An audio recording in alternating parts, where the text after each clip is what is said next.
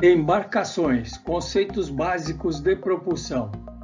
Nesta apresentação, vamos falar sobre a estimativa de resistência ao avanço pela análise estatística com equações de regressão. Eu sou Alessandro Barile, engenheiro naval e civil. Esta apresentação contém imagens e partes de vídeos encontrados na internet aberta ao público, para melhor compreensão do que é explicado. Caso alguma imagem ou vídeo seja de sua autoria e você se sentir prejudicado, por favor me avise. Eu retirarei imediatamente da minha apresentação. Contato via e-mail barile@hotmail.com.br. Bom, já vimos a estimativa de resistência pelo método direto, tanque de provas. Também vimos pela análise tradicional por séries sistemáticas, série de Taylor, série 60 e muitas outras. Agora vamos tratar pelos métodos de regressão, Outtrop, Manning, Van Oort-Messing, Mercier-Savitsky e muitos outros. O que é uma análise de regressão? Utiliza os resultados de resistência ao avanço de uma série de modelos ensaiados em tanques de prova, também de embarcações em escala real. A partir desses dados é gerada uma equação matemática por regressão numérica. Essa equação fornece a resistência ao avanço da nossa embarcação estatisticamente, dentro da envoltória das embarcações utilizadas para análise de regressão. Nesta apresentação vamos dar um exemplo da análise de regressão conforme Outtrop-Manning e conforme a formulação de 1984, em que considerou embarcações de deslocamento e semi-deslocamento. Outtrop-Manning geraram a sua primeira equação considerando a formulação de regressão e utilizando aproximadamente 200 embarcações de deslocamento. Essa formulação foi sendo aprimorada ao longo dos anos, até que em 1984 acrescentaram as embarcações da série 64, semideslocamento, chegando a 334 modelos.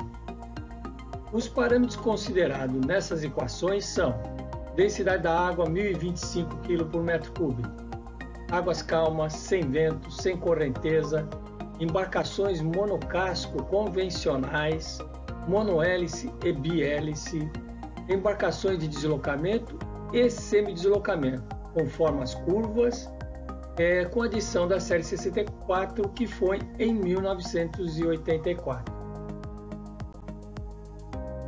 A formulação de Outtrop-Manning inicialmente considerava só embarcações de deslocamento, petroleiros e graneleiros, carga geral, pesqueiros rebocadores, containeiros e fragatas, ro-ro, ferryboats, com ângulo de entrada de linha d'água meio ângulo entre 1 grau e 90 graus.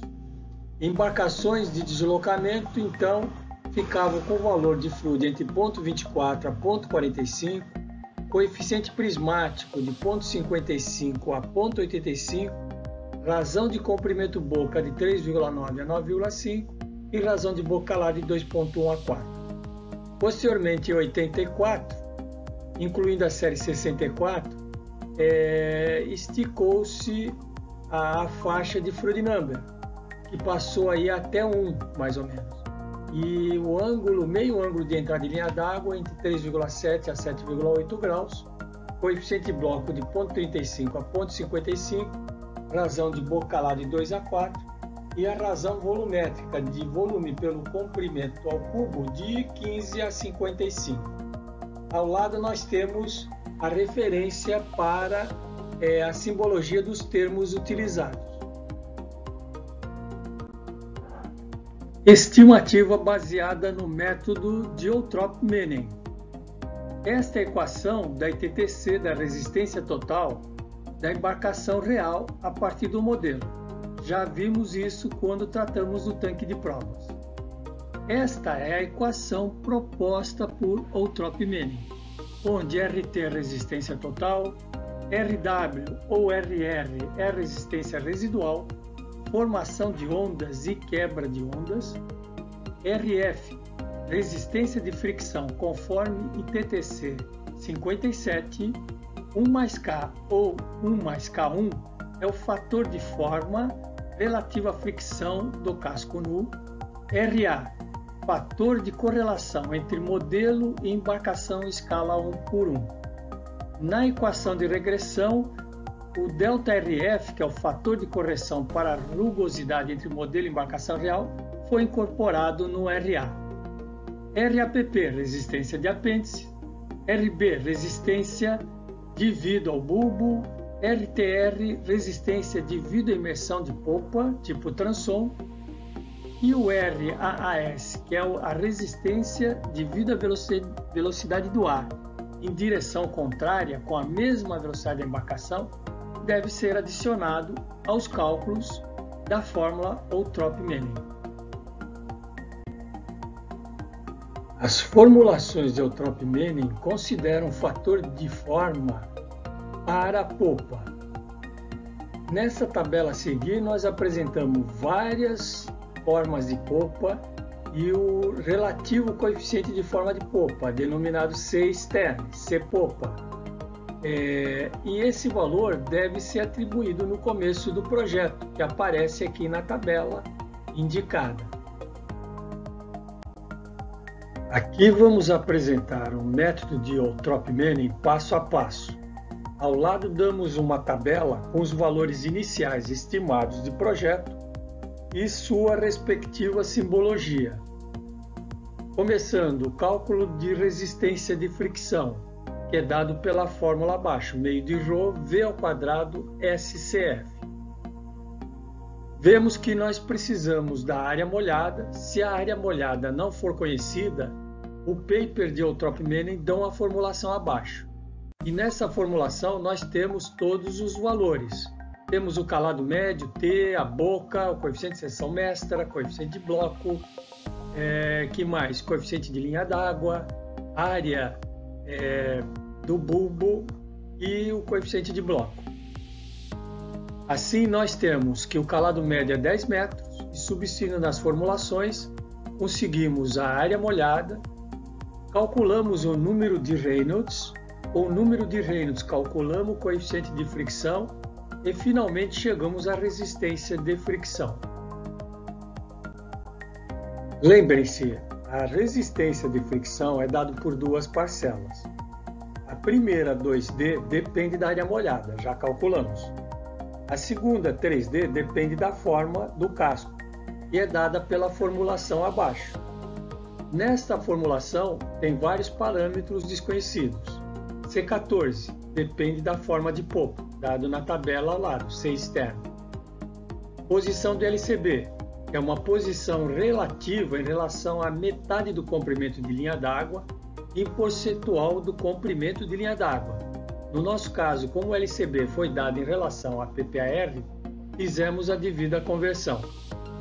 C, coeficiente prismático, que é coeficiente de bloco dividido pela coeficiente de seção mestra. O comprimento de referência dado por essa formulação, temos todos os termos, conseguimos calcular. O volume deslocado, também temos todos os termos para cálculo.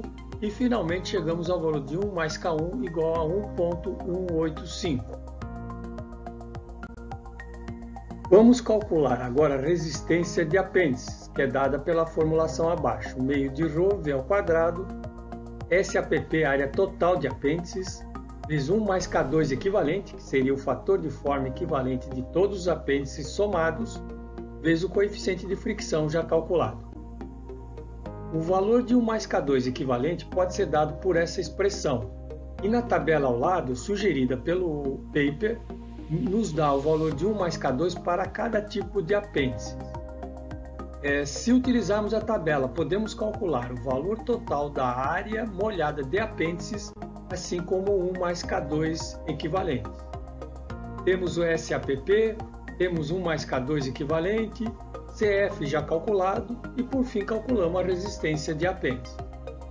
Mas numa embarcação temos também os ball thrusters e o paper nos sugere a tabela ao lado.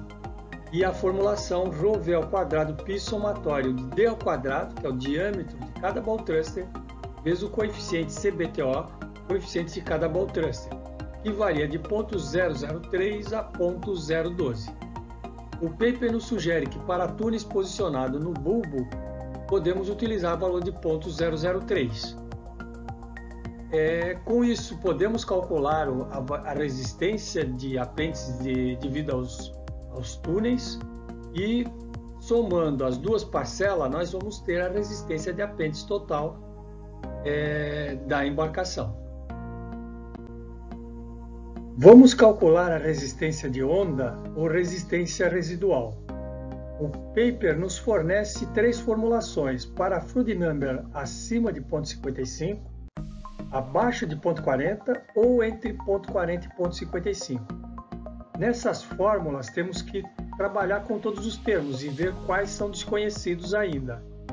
Por exemplo, C1 é dado por essa formulação. Desconhecemos o C7 e o IE, que é meio ângulo de entrada de linha d'água. Se não tivermos o meio ângulo de entrada de linha d'água, se ele não for conhecido, podemos calcular por essa formulação do paper. E nessa formulação todos os termos são conhecidos. E chegamos ao valor de 12,07 graus. O valor de C7 é função da razão de B sobre L. Em função do B sobre L, chegamos a um C7 de 0.156. Agora que já temos todos os termos da equação, todos os parâmetros da equação, chegamos ao valor de C1 de 1.398. Vamos continuar os nossos cálculos. Precisamos calcular o valor de C2. Para isso, precisamos o valor de C3, que é dado pela formulação, e chegamos a um valor de C3 de 0,002119. Com isso, o valor de C2 é 0,7595. Calculamos o valor de C5, todos os termos são conhecidos. Calculamos o valor de C17, todos os termos são conhecidos. Precisamos calcular o M1, mas vemos que nesta formulação não conhecemos o valor de C16. Então, o valor de C16, que depende do coeficiente prismático, é calculado pelas formulações dadas. Chegamos ao valor de C16 de 1.38092. E com isso, o valor de M1 chega a menos 2,1274. O valor de M3 também é calculado, os termos todos são conhecidos. E o valor de M3 é igual a menos 1.94126. Calculamos o valor de lambda, que depende da razão de comprimento pela boca. Logo após, temos o valor de D, que é dado pelo paper, menos 0,9. O Froude number, que é calculado pela razão da velocidade sobre a raiz de GL. Chegamos ao valor de Froude number, de 0,2868. Vamos calcular agora o valor de M4, que é dado pela expressão abaixo. Nessa expressão dependemos do valor de C15 e esse valor depende da razão de comprimento a cubo pelo volume. No nosso caso, chegamos ao valor de C15 de menos 1.69385 e o valor de M4 de menos 0,0854. Para o nosso caso, com o Froude number abaixo de 0,4, chegamos ao valor de resistência de onda de 553,39 kN. Vamos calcular agora a resistência devido à existência de bulbo.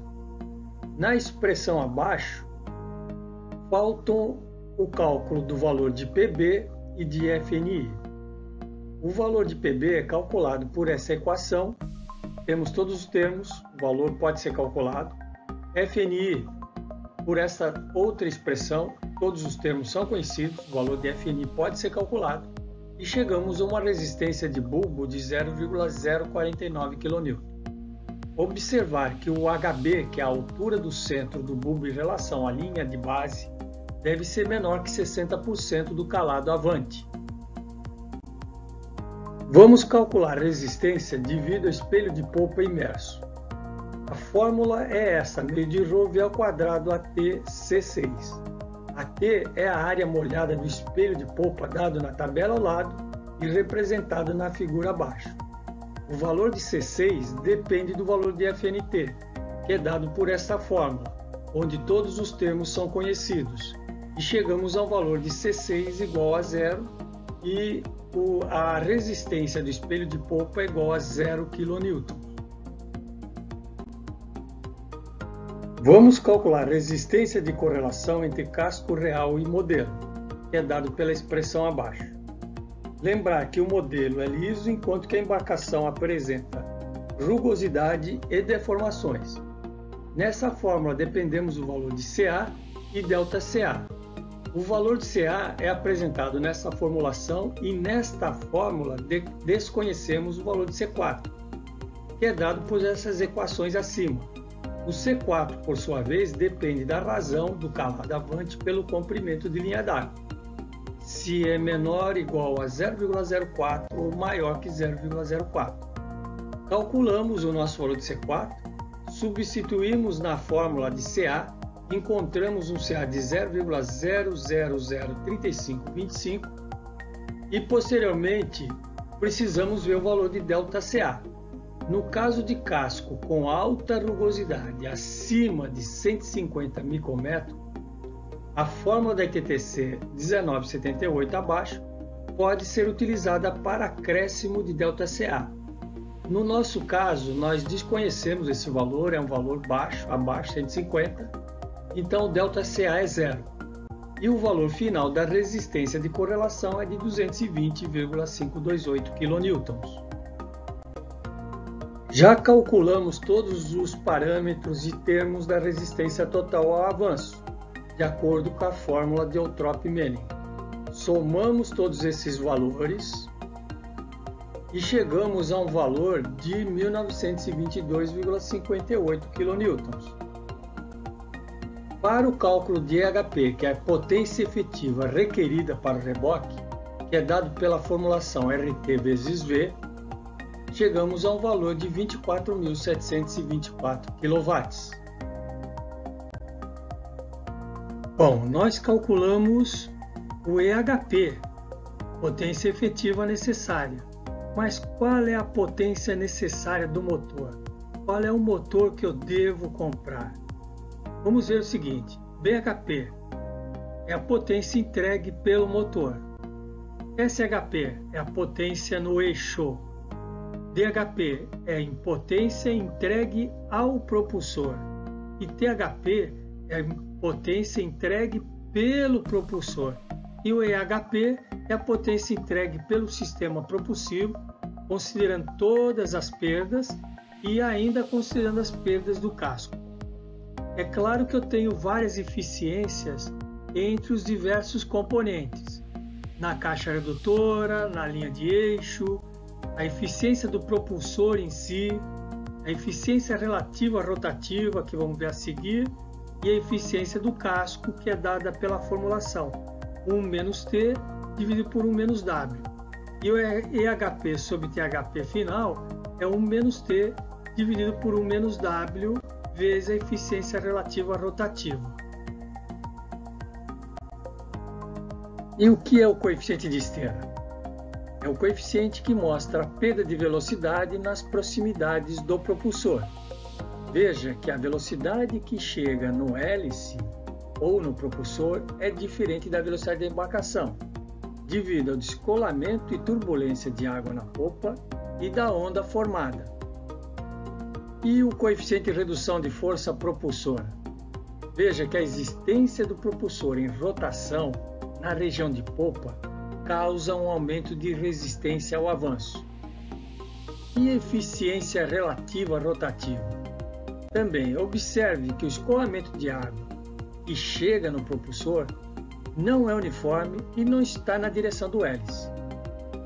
Pois bem, qual é a potência que eu devo instalar? É a potência efetiva dividido por todas essas eficiências. Eficiência da caixa redutora, eficiência do eixo, eficiência do hélice, eficiência relativa rotativa, eficiência do casco dada por 1 menos T sobre 1 menos W. Notar que a eficiência da caixa redutora juntamente com a eficiência do eixo geralmente vêm conjugadas e são denominadas como eficiência de transmissão.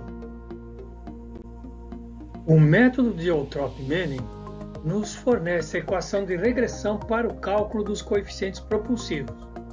Para um casco monohélice de popa convencional, por exemplo, temos que o valor do coeficiente de esteira W é dado pela equação abaixo. Nessa equação, vamos calcular cada parâmetro. Por exemplo, o primeiro parâmetro, C9. Para o cálculo de C9, descobrimos que dependemos do valor de C8, se é menor que 28 ou maior que C28. Então, vamos calcular o C8. Vemos que o valor de C8 depende da razão de boca calada Ré. Se a boca calada Ré é menor que 5 ou maior que 5. No nosso caso é 3,2. Logo, usamos a primeira equação e chegamos ao valor de C8 de 14,4. Com o valor de 14,4, que é menor do que C28, do que o valor 28, chegamos ao valor de C9, que é 14,4. Continuando, vamos calcular o C20, que é dado por essa expressão. 1 mais 0,015 C externo. C externo é o fator de forma da popa que é dado na tabela ao lado e vai nos dar o C20 de 1,15. Precisamos do CV, que é 1 mais K vezes CF mais CA. CF coeficiente de fricção, CA coeficiente de correlação e já foram calculados. 1 mais K é dado por essa expressão, todos os termos são conhecidos, SAPP é a área molhada de apêndices, a área total, S total, é a área molhada de apêndice mais a área molhada do casco nu. Portanto, conseguimos calcular o 1 mais K, que deu 1,1872. E o CV, trocando os termos, chegamos a esse valor de 0,001991. Bom, precisamos calcular o C11. C11 depende da razão de calado a Ré dividido pelo diâmetro do hélice, se é menor que 2 ou maior que 2. No nosso caso é menor que 2, logo C11 é igual a 1,25. O outro termo é o CP1, que é dado pela expressão abaixo. E nessa expressão nós conhecemos todos os termos e chegamos ao valor de CP1 igual a 0,5477. Para completar a equação acima dos parâmetros desconhecidos, nós precisamos calcular o C19. C19 é dado por essas duas equações, para coeficiente prismático abaixo de 0,7 ou acima de 0,7. Resolvendo a equação com todos os outros parâmetros já conhecidos, nós chegamos ao C19 igual a 0,0420012. Substituindo todos os parâmetros calculados no coeficiente de esteira W na equação, nós chegamos a um valor do coeficiente de esteira de 0,2747. Vamos calcular agora o coeficiente de redução de força propulsora T, dado pela equação abaixo. Nessa equação temos todos os termos. E o valor chegamos a 0,1834. O cálculo do coeficiente de eficiência relativa rotativa é dado por esta fórmula.